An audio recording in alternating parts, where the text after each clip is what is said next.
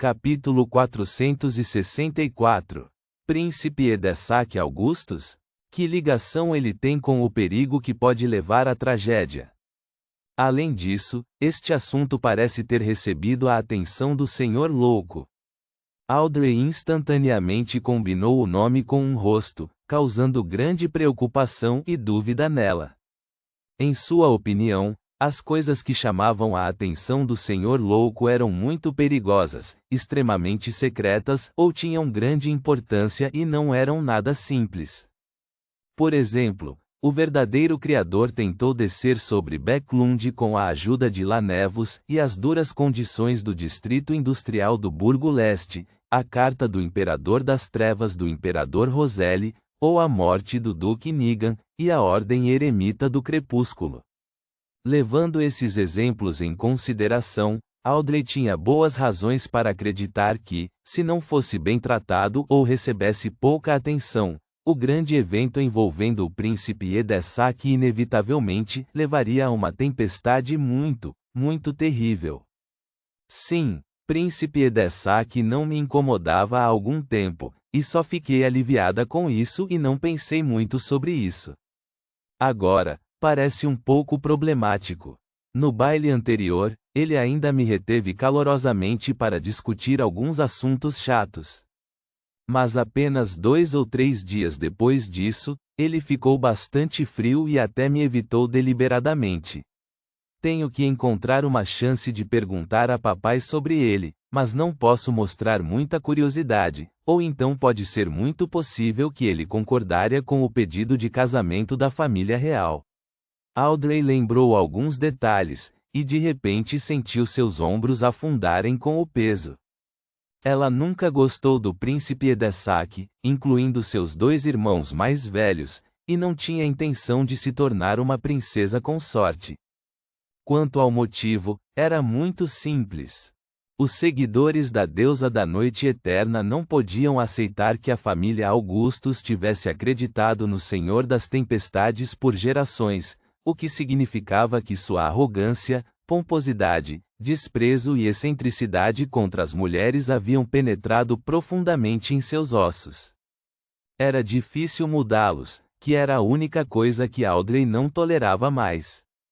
Quando ela pensou no ambiente rígido, antigo e extremamente conservador em que se encontraria depois de se tornar uma princesa consorte, Audrey sentiu que certamente enlouqueceria e fugiria, desconsiderando todo o resto. Portanto, não se comoveu com a bajulação bastante solícita dos príncipes, ela estava mesmo com muita repulsa. Edessac Augustus. O sobrenome indica que ele é um membro da família real.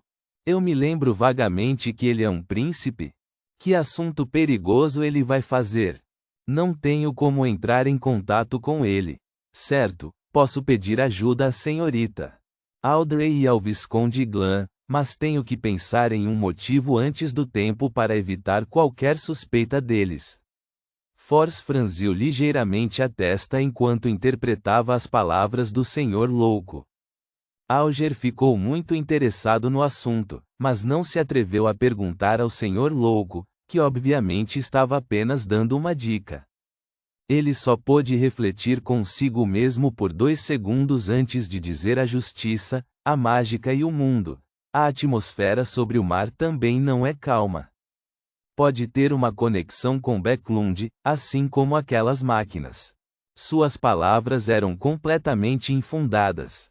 Ele simplesmente queria exagerar o grau do perigo e deixar que os 3 membros do clube de tarô em Backlund o investigassem diligentemente.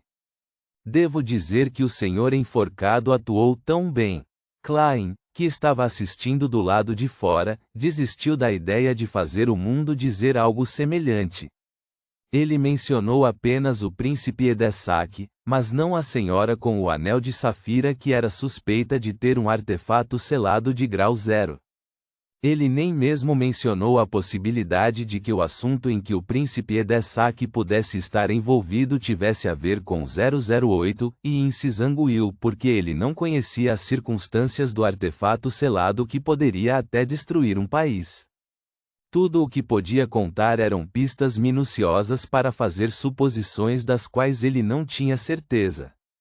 Ele temia que, se contasse diretamente os pontos-chave para Justiça e Senhorita Mágica, suas investigações seriam detectadas pelo alvo no momento em que se aproximassem.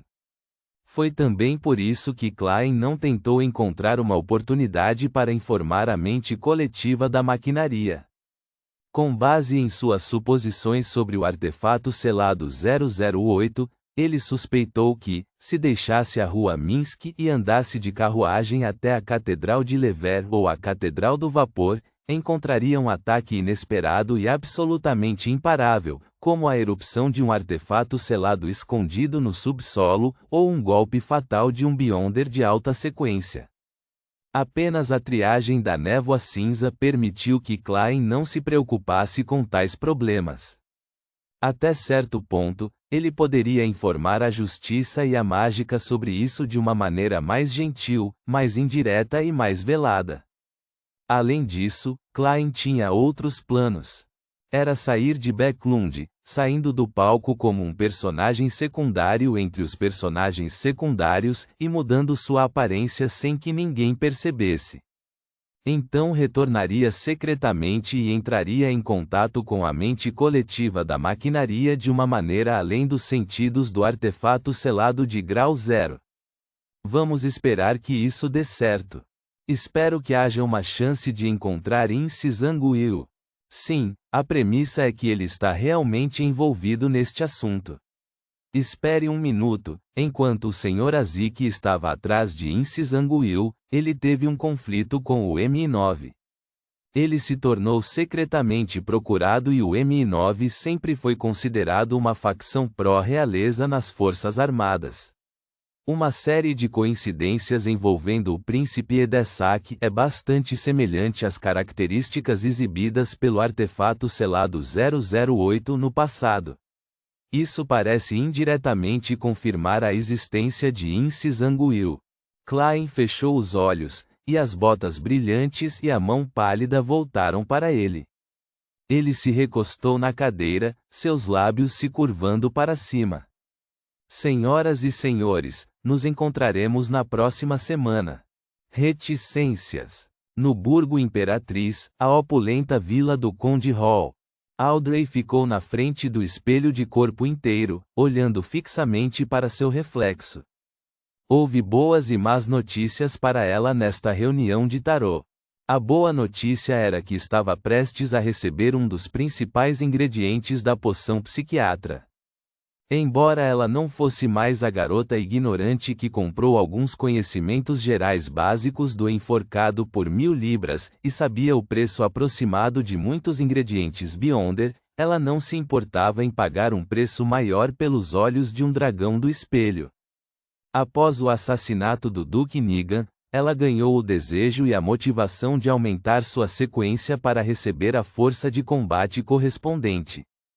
Para isso, não queria esperar mais e estava disposta a pagar um preço. Assim que os ingredientes aparecessem, ela aceitaria imediatamente a oferta desde que o preço não fosse muito exorbitante, caso algo inesperado acontecesse.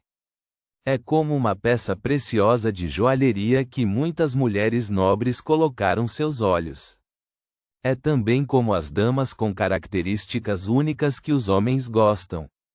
O prêmio correspondente é inevitável.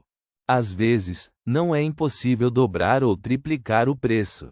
Além disso, com Force ocupada no processo de contatar seu professor, ela definitivamente não deveria perder tempo correndo riscos.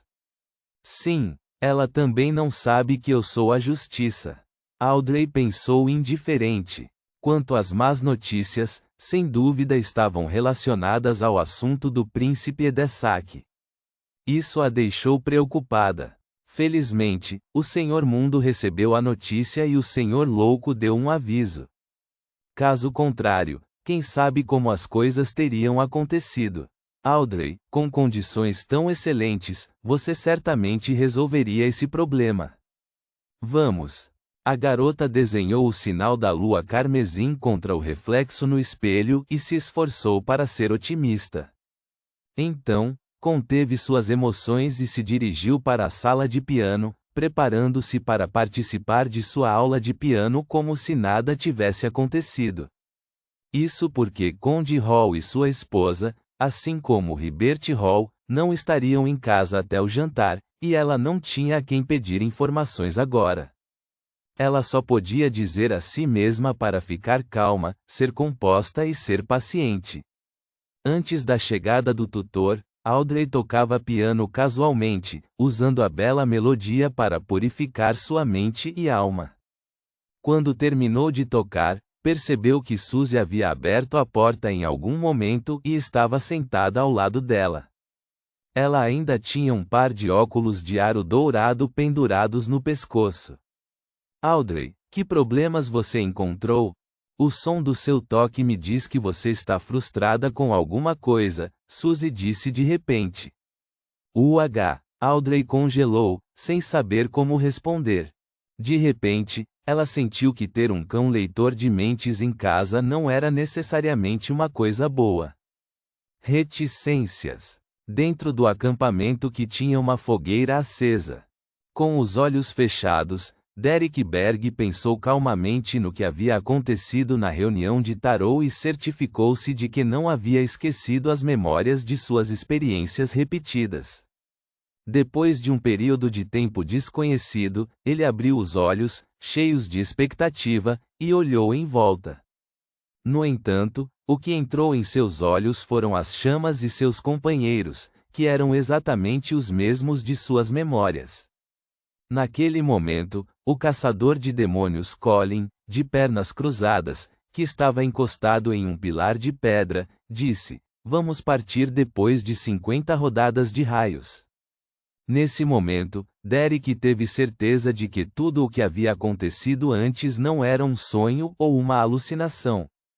Reticências. Burgo Sherwood, Rua Minsky, número 15. Klein desceu ao primeiro andar e sentou-se na sala de atividades, sentindo o calor da lareira. Ele se balançava silenciosamente na cadeira reclinável sem ler jornais, revistas ou mesmo livros. Estava tudo tão calmo e silencioso até que ele ouviu a campainha tocar. Klein, que vestia uma camisa da casa e um colete de cachemira, levantou-se e caminhou em direção à porta. O visitante o pegou de surpresa. Ele abriu a porta e riu. "Boa tarde, Eileen. Você não deveria estar ajudando na igreja da colheita a esta hora?" Era o belo e um tanto efeminado vampiro Eileen White, cujo cabelo estava penteado para trás. A expressão do homem arrogante congelou quando ouviu a saudação de Klein. Levou um pouco de esforço para recuperar a compostura. "Eu tenho algo para consultar com você, detetive." "Sherlock Moriarty." Eileen enunciou uma palavra de cada vez.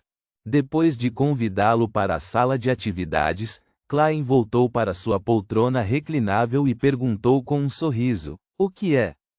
"O preço de uma consulta é de 1 libra, mas a consulta não pode exceder 1 hora." Eileen White não prestou atenção às suas palavras e disse, imerso em pensamentos: "Um figurão quer que eu faça alguma coisa. Embora esse assunto possa me ajudar a resolver meu problema indiretamente, também contém um grande risco. Eu não tenho nenhum amigo, e temo que meus pais fiquem preocupados, e você é um detetive Beyonder muito experiente. O que você sugere? Rejeitar ou aceitar? Resolver o seu problema? Remover a influência psicológica?" Klein disse pensativamente: "Não posso lhe dar nenhum conselho sem saber do que se trata." Eileen White ficou em silêncio por alguns segundos antes de cerrar os dentes e dizer em voz baixa: "Tem algo a ver com aquele louco." Klein quase levou a mão ao ouvido.